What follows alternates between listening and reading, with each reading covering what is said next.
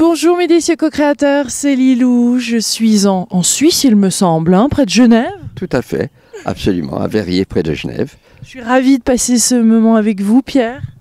Lilou, c'est un cadeau pour moi, surtout avec cette journée absolument splendide que vous avez amenée avec vous. C'est superbe. Alors, il y a de nombreux co-créateurs qui regardent la télé Lilou qui m'ont parlé de vous, donc je suis ravie de faire cette rencontre. Je sens d'ores et déjà, et mon intuition et tout mon cœur me dit que ça va être une merveilleuse conversation. Donc je suis ravie de passer ce moment avec vous. Puis pour les personnes qui ne vous connaissent pas déjà, de faire découvrir votre travail, votre message, parce qu'il est très important. Ça fait de nombreuses années que vous travaillez, que vous voyagez. Vous avez voyagé dans plus de 40 pays. Vous avez écrit de nombreux livres. Combien de livres? Une bonne quinzaine dans 15 langues différentes. Ouais. Alors, ça m'occupe aussi. Oui, et il y a cette passion de vivre autrement. Hein. C'est tout autour de ce thème-là, il me semble. Alors, je suis intriguée de découvrir comment pouvons-nous vivre pleinement maintenant dans ces temps actuels. Et j'avais juste envie de commencer par rapport à votre vision, parce que je sais que dans un de vos blogs récemment, vous avez parlé de cette crise actuelle, de votre vision des choses. Comment vous la voyez, cette crise? Alors, je pense que la crise est due à une société qui est totalement axée sur la consommation matérielle et qui doit tout le temps se renouveler et croître. Je voudrais préciser, il y a 30 ans, j'ai donné un cours à des enseignants valaisans sur vivre autrement. Il y a 30 ans, quand c'était la grande bamboula de la consommation, la deuxième voiture, le troisième poste de télévision, les vacances aux Seychelles, c'était l'explosion de la société de consommation. Et je voyais déjà tellement clairement que c'était a dead-end road, comme disent les Anglais, un cul-de-sac sans issue. Et donc, un élément de ce que je partage, c'est la vie simple, vivre plus simplement. Il y a une telle joie, un tel plaisir à vivre plus simplement. Parce que ça permet de désempiler, si je peux dire, la vie, de dégarnir la vie de l'inutile pour pouvoir se consacrer sur l'essentiel. Moi, j'ai la chance d'avoir une vie tellement pleine et riche. Si je prenais du temps pour consommer des choses dont je n'ai pas besoin, ben je ne m'y retrouverais tout simplement plus. Ouais. Donc la crise actuelle est une crise matérielle. La crise actuelle est une crise d'une société profondément matérialiste dans son fonctionnement et surtout d'un système où le temps est devenu de l'argent. La fameuse phrase de Benjamin Franklin, « Time is money ». Et il faut comprendre, c'est le fondement de la société capitaliste occidentale. La société, j'utilise le mot capitaliste au sens vraiment étymologique, économique, de l'accumulation de capital. Et les temps d'utilisation entre les objets raccourcissent de plus en plus. Regardez tous les portables, maintenant tous les 3 mois on nous sort un nouveau modèle ultra, et ça va en s'accélérant, et c'est un cul-de-sac absolu, parce qu'il y a quelque chose qui s'appelle l'empreinte écologique. C'est la prolongation la plus importante aujourd'hui dans le monde pour l'environnement. Ça a été développé d'ailleurs par un Suisse qui s'appelle Mathis Wackernagel, et il a mesuré, avec toutes sortes de mesures très complexes, combien une personne peut consommer pour que la planète se maintienne à un niveau de vie décent. C'est-à-dire qu'il n'y ait pas de surconsommation du capital écologique de la planète. Et il a calculé que par habitant, chacun, il a traduit ça, c'est très pédagogique, en empreinte écologique, c'est-à-dire l'empreinte que nous laissons en marchant sur la Terre. Et il a calculé que pour que la Terre survive, on ne peut pas dépasser 1,8 empreinte écologique. En Suisse, on est l'Europe de l'Ouest entre 4,5 et 5. Et aux États-Unis, près du double. Il n'y a que 2 ou 3 Émirats dans le Golfe qui consomment plus qu'aux États-Unis. Donc, il est impossible de continuer à ce rythme, mais en même temps, tous les journaux se réjouissent dès qu'on annonce un accroissement de la consommation. Et là, donc, il y a quelque chose de fondamental, ou bien nous avons comme race la sagesse de changer ce modèle, ou bien la Terre, qui survivra toujours, nous l'imposera, mais par des catastrophes écologiques qui pourraient être très graves. Mais ça, ce n'est qu'un aspect de disons, ce que je partage avec les gens. Oui, Oui, bien sûr. Bah alors, comment on passe de cet état, comment vous voyez le pessimisme actuel des gens et comment on peut justement arriver à s'ouvrir à se vivre autrement, en fait, à arriver à être dans cette bénédiction quotidienne, à bénir les autres, à se bénir soi-même? Alors là, il y a deux dimensions différentes. D'abord, l'optimisme ou le pessimisme sont des façons de regarder. Il n'y a aucune raison scientifiquement prouvable pour être pessimiste, pas plus qu'il n'y a aucune raison scientifiquement prouvable d'être optimiste. C'est un choix du regard qu'on porte sur la vie. Or, le pessimisme, par définition, est de nouveau un cul-de-sac, alors que l'optimisme ouvre sur d'infinies possibilités. Donc c'est pour moi un choix citoyen, écologique, mais aussi spirituel. Parce que vous avez parlé de la pratique de la bénédiction. J'ai écrit un livre là-dessus, Vivre sa spiritualité au quotidien. Et c'est pas du tout la bénédiction au sens du curé ou du pasteur qui dit « Allez en paix mes ouailles » à la fin de la messe ou du sermon, mais c'est envoyer une énergie d'amour ciblée vers quelqu'un. Et j'explique dans le livre comment le faire, mais surtout le feedback à ce livre a été absolument extraordinaire. Il y a une Anglaise, Jane Young, qui a fait une vidéo sur le simple art de bénir qu'on trouve sur YouTube, mais aussi sur mon site sur la bénédiction, gentleartofblessing.org, GentleArtofblessing.org, où vous trouverez aussi sa vidéo et beaucoup d'autres éléments, notamment des témoignages de gens du monde entier qui montrent comment ils ont résolu des problèmes en général de relations humaines très complexes, difficiles, simplement en envoyant cette énergie d'amour ciblée, que j'appelle bénir, mais c'est vraiment ça, c'est cette énergie d'amour. Je pense à une enseignante qui était dans mes stages, qui nous a raconté qu'elle avait une collègue, elle s'est travaillée dans la même école depuis 12 ans, tous les jours. Chaque fois que cette collègue la croisait, elle détournait la tête. Vous imaginez? Elle a commencé à la bénir. Et 2-3 semaines plus tard, juste avant les départs en vacances, cette collègue est venue vers elle et lui a souhaité de merveilleuses vacances.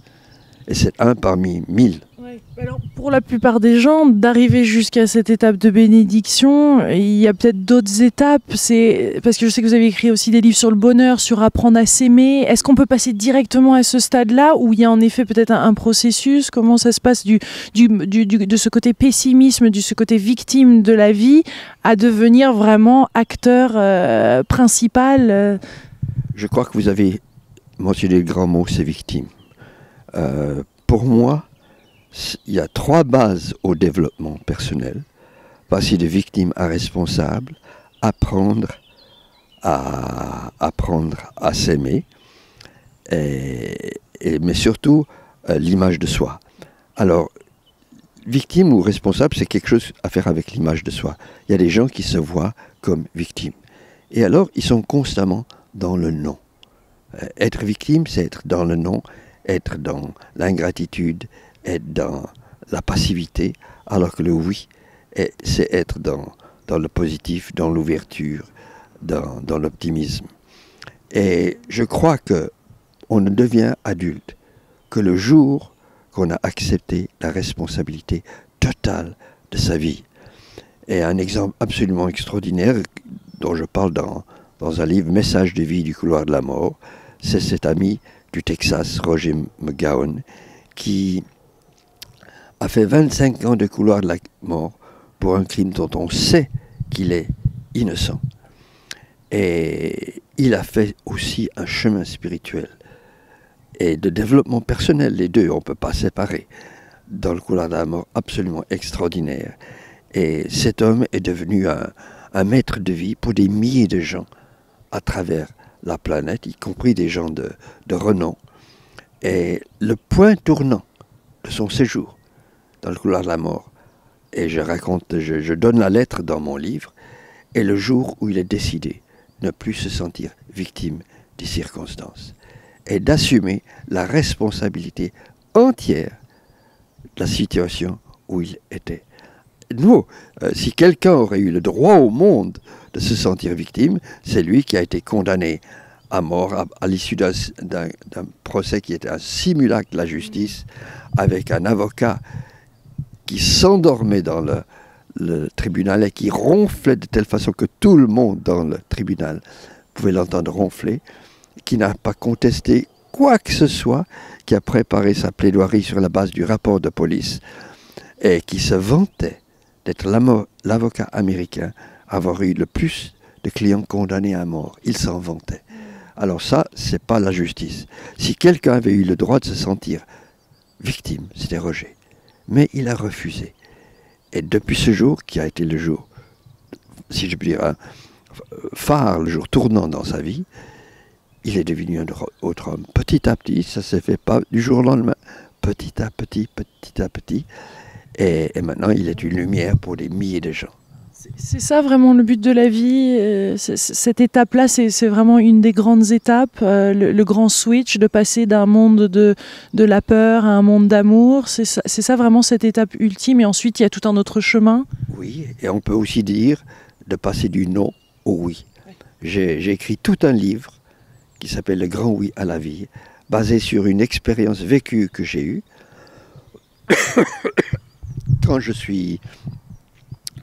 vivais pendant des années au Mont Pèlerin, qui est un des plus beaux endroits de Suisse, et je suis venu à Genève, j'ai emménagé au milieu de Genève sur des rues les plus polluées et bruyantes, et pour faire le jogging en hiver au milieu de Genève, c'était pas très drôle, et j'ai acheté une de ces machines à mimer le ski de fond, et je me suis lancé dedans avec un immense entrain, et j'ai sans doute forcé un peu, parce que j'ai commencé à avoir des symptômes très préoccupants.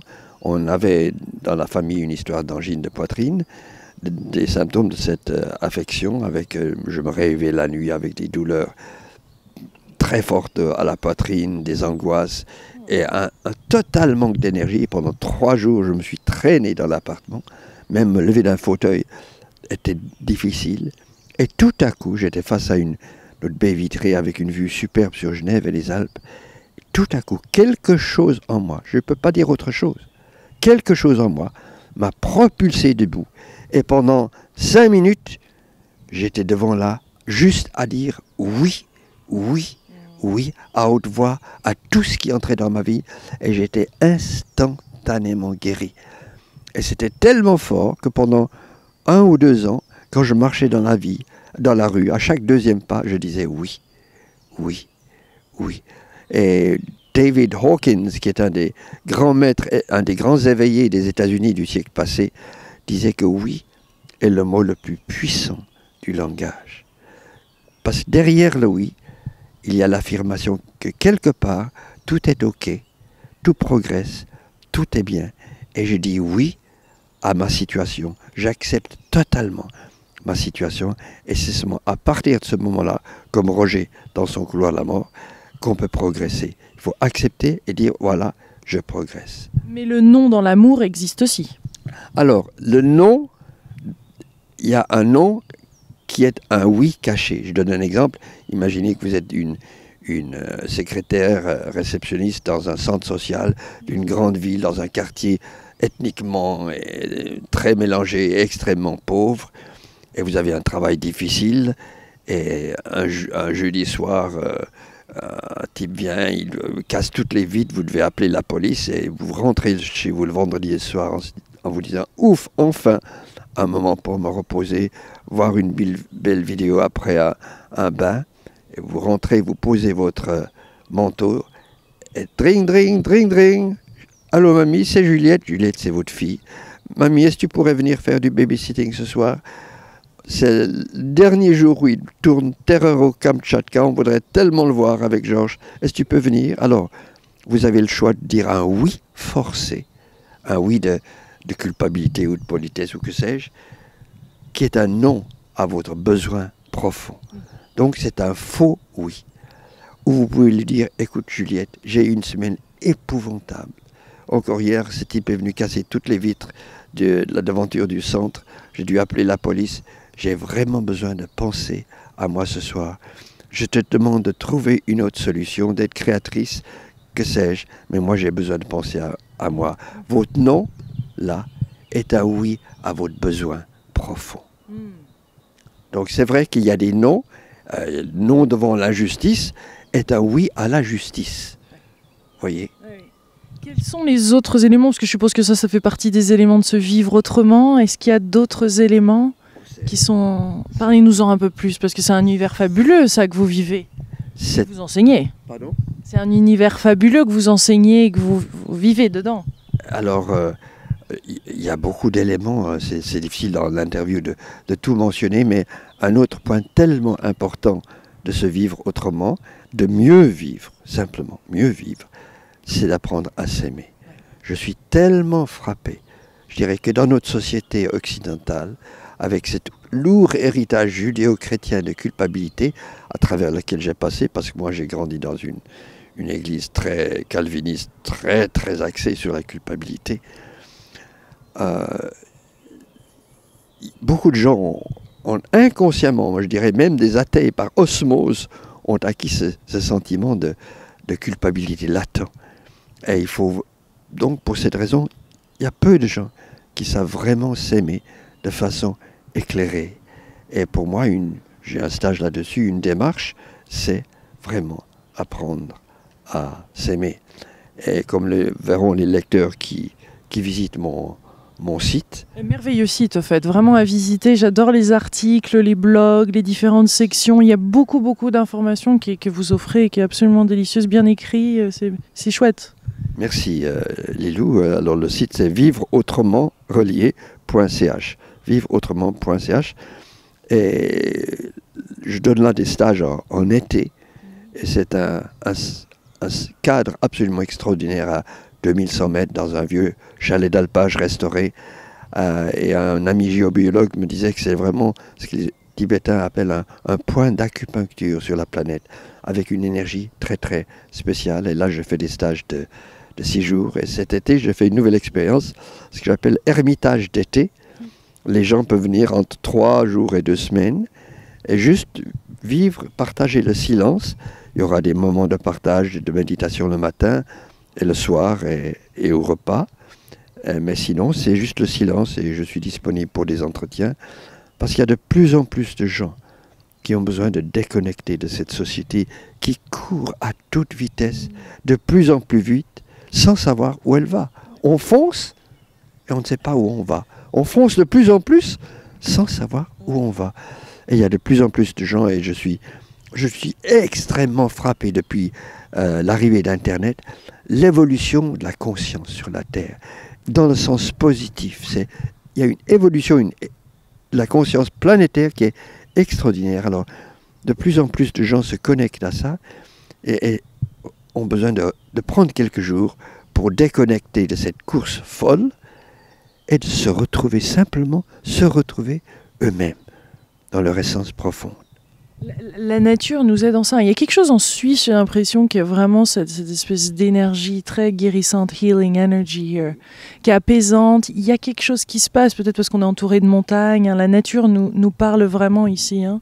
Il y a quelque chose d'assez naturel qui se produit, doux en plus.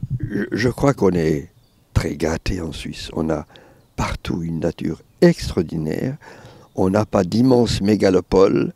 Il y a un respect certain du paysage et donc nous sommes très privilégiés. Ouais. Et c'est un pays qui a gardé, je dirais, une certaine tradition démocratique de respect, enfin bref, c'est un privilège de vivre ici. Votre rapport à la nature? Pour moi, je suis en émerveillement total. Mais alors, tellement total, quand je pense à juste un simple petite pensée. C'est une merveille d'hydraulique, de tellement de choses différentes. Aucun homme ne pourrait refaire cette plante. Et quand on pense qu'il y en a des centaines de milliards sur la planète, et que, regardez le printemps commence ici, tout à coup, des la nature partout. On va vous garder ici. Hein. La nature nous emmène à l'intérieur d'elle. La terre nous veut. Tout à coup, toute la nature se réveille en même temps. C'est comme un orchestre extraordinaire. Et où est le chef d'orchestre? C'est pour ça que je ne peux pas m'empêcher de penser qu'il y a une intelligence bienveillante d'amour infini qui dirige l'univers. C'est peut-être ma conviction la plus fondamentale. Oui. Et une chose... Une force de vie, on peut parler de Dieu ici ou c'est pas un mot que vous utilisez? Oui, c'est un mot que j'utilise, mais en sachant que chacun y met ce qu'il veut. Moi, je préfère parler d'un amour cosmique, d'une force d'amour, une intelligence d'amour cosmique qui dirige tout. Et j'ai récemment passé par le plus grand tsunami de ma vie, parce qu'on peut faire du développement personnel, ça n'empêche pas d'avoir parfois traversé des vallées très très profondes. Et pendant près de 2 ans, et tout était noir, je voyais même pas d'espoir.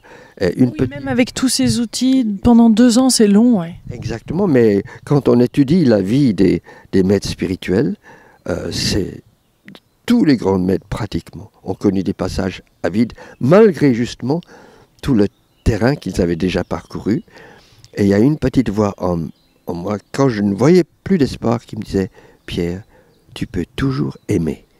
Aimer au positif. » Et ça, c'est ça qui m'a aidé à sortir. Et je suis justement en train de lire un livre d'une américaine, Mariana Kaplan, Eyes Wide Open, les yeux grands ouverts, qui a fait, je pense qu'il y a peu de gens aujourd'hui au monde qui ont autant étudié les différents chemins spirituels depuis 30 ans. Et elle donne justement, il y a un chapitre que je lisais hier où elle explique combien même de grands éveillés passent par des grands tunnels. Regardez la nuit de la foi de Saint Jean de la Croix. Et par exemple, Dark Night of the Soul. Hein? Voilà. Et concernant Mère Teresa, très très peu de gens savent, c'est sorti dans sa biographie qui a été publiée après sa mort, qu'elle a été dans un désert spirituel de 50 ans. Je répète, Mère Teresa. Et elle a parlé de son âme comme un morceau de glace. Elle disait que le sourire qu'elle mettait, c'était une façade, qu'elle se forçait à sourire. Et moi, ça m'a, disons, décuplé l'admiration que j'avais pour cette femme, de penser que pendant 50 ans, sa vie spirituelle était un désert, et que malgré cela, elle était motivée par cette pensée, tu peux toujours aimer. C'est ça qui l'a maintenue à travers ces 50 ans de désert. Mais c'est ça la spiritualité, non? C'est aimer la vie, être en contact avec la vie. Frédéric Lenoir disait que c'était ça. Pour lui, il y a tellement de définitions. En fait, des fois, on est un petit peu perdu. C'est quoi pour vous? Pour moi, la spiritualité, c'est tâcher de se détacher d'une vie enfoncée dans la matière, vivre les valeurs de l'esprit, tâcher de les vivre à chaque instant, à commencer avant toute chose par l'amour et le pardon inconditionnel. Pour moi, les deux vont ensemble. Je sors en septembre un livre sur le pardon. Le week-end passé, j'ai animé un stage sur le pardon qui a été absolument fabuleux. Donc, mais avant tout, pour moi, vivre spirituellement, c'est vivre dans l'amour inconditionnel. Et là, je suis à l'école enfantine de l'apprentissage. Et ce que je voudrais souligner, je connais des athées, j'ai une amie athée, on est amis depuis 50 ans. Et cette femme vit l'amour. Donc pour moi, elle vit le divin, même si le mot la dérange beaucoup dans sa vie de tous les jours. Elle vit l'amour, et c'est ça qui compte. C'est ça, l'amour. Est-ce qu'il y a un autre petit mot, quelque chose à dire? Je sais que vous avez écrit aussi des blogs sur l'univers, sur qu'est-ce qu'il y a finalement dans tout cet univers. Au-delà de cette force de vie, quel est ce monde invisible en fait? Parce que vous en parlez quand même aussi de cette partie-là. Alors, je crois... Ça vous inspire, hein? Oh, je vois... Alors justement, je crois que je vais partager avec vous ce qui a été l'expérience la plus forte de toute ma vie. Pendant 40 ans, j'ai utilisé une méthode de guérison spirituelle. Je n'ai jamais actionné mon assurance maladie avant d'avoir près de 75 ans. Et il y a bien des années, donc j'ai vécu 11 ans en Afrique, j'ai travaillé avec les organisations paysannes de la base, je participais à l'Assemblée générale de la plus grande organisation paysanne d'Afrique, l'association CISES, c'était dans les années 80-90. Et le dernier jour de mon séjour à Waïgouya, qui est une ville du Burkina Faso, j'attrape la dysenterie. Alors au début, c'est pas grave, mais c'est enquiquinant parce qu'il faut s'ennuyer, il faut toujours courir aux toilettes. Et j'ai fait mon travail spirituel, je pensais que c'était parti. Le lendemain, en allant à l'aéroport, ça reprend de plus belle et sur l'avion. J'étais en train de travailler avec mes mantras, mes textes sacrés, faire des affirmations spirituelles, etc. Et à côté de moi, j'avais un petit garçon non accompagné, avec sa petite pancarte, son nom et tout ça. Et la stewardess qui s'occupait de lui était d'une gentillesse incroyable, presque comme si elle était sa mère. Et à un moment, elle vient lui parler avec une tendresse toute particulière. Et j'ai senti soudain, pour cette femme, une gratitude incommensurable, inouïe. Et soudain, cette gratitude s'est transformée en une conscience aiguë de l'amour cosmique. Je n'étais plus dans l'avion, je n'étais plus dans le temps. Je suis sorti, j'étais dans un espace, il n'y avait plus que l'amour. L'amour était la seule loi, le seul motif, la seule cause, le seul effet, la seule conscience qui existait, et c'était absolument fabuleux, mais le plus extraordinaire, c'est que je n'avais plus aucune conscience de Pierre Pradervan. Pierre Pradervan et son petit ego avaient disparu complètement. J'avais un sentiment de liberté absolument incroyable. Et ça a été le moment le plus fort de ma vie. Et ça a duré je ne sais pas combien de temps, puisque j'étais hors du temps. Si c'était 2 minutes ou 20 minutes, j'ai aucune idée. Tout à coup, je suis revenu dans l'avion. J'ai senti quelque chose qui s'agitait dans mes entrailles. En l'espace de moins d'une minute, la dysenterie avait complètement disparu. Mais ce n'était pas la guérison de la dysenterie qui était importante pour moi. C'est cette vision qui me maintient, qui m'illumine depuis 25 ans. Qu'il y a derrière cette apparence matérielle, aussi séduisante qu'elle soit, même ce paysage où nous sommes, il y a une réalité spirituelle parfaite, qui est harmonie totale, où il n'y a plus aucun ego, où notre conscience est une avec la conscience divine, et il n'y a plus que la conscience de l'amour comme le motif et la finalité d'absolument toute chose dans l'univers. Alors voilà, ça a été... Et ça, c'est une certitude qui est fragile quand même. Non, pour moi, elle est très forte. C'est Ces moments de doute et ces 2 années, c'est-à-dire que c'est comme si c'était là et pas là, on la sent, on la voit, des fois on peut le sentir, repartir, on sait que, vous savez que votre expérience est bien réelle, mais voyez ce sentiment d'en sortir et d'en revenir. Alors, disons que la vallée, ça a été un moment spécifique dans le temps qui a été limité, et c'est vrai que par moments j'étais complètement désemparé, mais j'ai aussi dit qu'il y a une chose qui m'a maintenu tout le long. C'est cette phrase « tu peux toujours aimer ». Donc on revient là de nouveau à l'amour. Et c'est ça qui nous tient. Qui me motive dans mon travail, que ce soit à la prison locale où je suis visiteur de prison, dans l'organisation de cette campagne pour faire libérer Roger aux États-Unis ou d'autres activités. Je pense, et c'est une bénédiction pour nous-mêmes, parce que je crois qu'en fin de compte, c'est uniquement dans l'amour qu'on trouve la vraie liberté. Je ne crois pas qu'il y ait de vraie liberté profonde sans amour. La relation entre le pardon et la bénédiction, est-ce qu'il faut passer d'abord par cette étape de pardon avant de pouvoir bénir, ou on peut passer directement à cette étape de bénédiction pour en revenir un petit peu au début de cette interview? Merveilleuse question. Parce que j'ai découvert la bénédiction comme un outil de pardon. J'avais été à un moment de ma vie victime d'une énorme injustice, je ne vais pas rentrer dans les détails, énorme, qui m'a forcé à démissionner d'un travail que j'adorais, où j'avais énormément investi, et j'ai conçu contre les personnes, et surtout la personne, qui avait monté tout un complot pour m'évincer, j'ai conçu une rancune incroyable qui me dévorait nuit et jour pendant des mois et des mois. Et tout à coup, un jour, en lisant le Sermon sur la montagne, la phrase de Jésus, bénissez ceux qui vous maudissent. Ah, tout à coup m'est apparu comme la solution. Et à l'instant même, j'ai commencé à leur bénir, c'est-à-dire à vouloir leur vrai bien dans le domaine de leur santé, de leurs finances, de leur vie de famille, de leurs contacts, de toutes les façons imaginables. Et tout à coup, un jour, j'ai commencé à faire ça dans la rue, à la poste, sur le train. Et ça m'a complètement, totalement libéré de cette rancune. Et non seulement ça, 10 ans plus tard, j'ai rencontré la personne qui avait ourdi ce complot contre moi.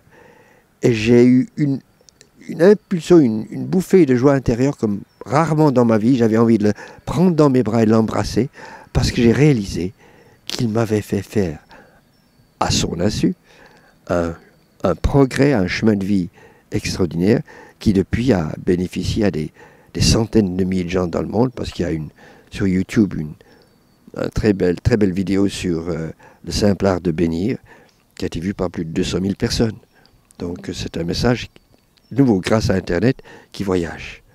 Et si on veut commencer à expérimenter ça, bon, bien sûr, il faut lire un peu plus vos ouvrages, etc., ou participer au séminaire, mais est-ce qu'on peut déjà, d'ores et déjà, je vous bénis, Comment on formule ça? C'est très simple. Moi, par exemple, j'adore faire ça dans les transports publics. Je prends souvent le bus.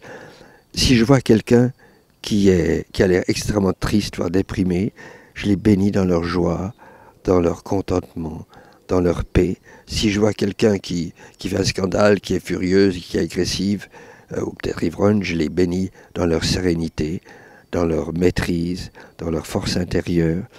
Toujours l'opposé de l'apparence matérielle négative. Vous prenez le contre-pied positif spirituel de l'apparence matérielle et les résultats se font sans attendre. Mais j'invite les gens à aller voir le site gentleartofblessing.org pour avoir plus d'informations.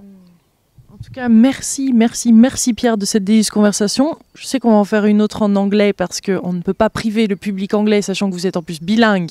Vous avez été élevé en Angleterre, hein? Absolument, je suis totalement bilingue. Ça a été un des plus grands cadeaux que mes parents m'aient fait. Ouais. Alors si vous êtes bilingue ou si vous reprenez l'anglais, parce qu'il y a beaucoup de co-créateurs qui regardent les vidéos qui sont intéressés par les interviews en anglais, qui se sont remis à l'anglais, vous pouvez aussi regarder celle-là parce que chaque langue a son propre... Ça va pas être exactement la même chose. Ça a il y a une énergie qui est différente, des questions différentes. Non, comme vous dites si bien, Lilou, chaque langue a, je dirais, un contexte intérieur, une énergie, voilà, une énergie très spéciale.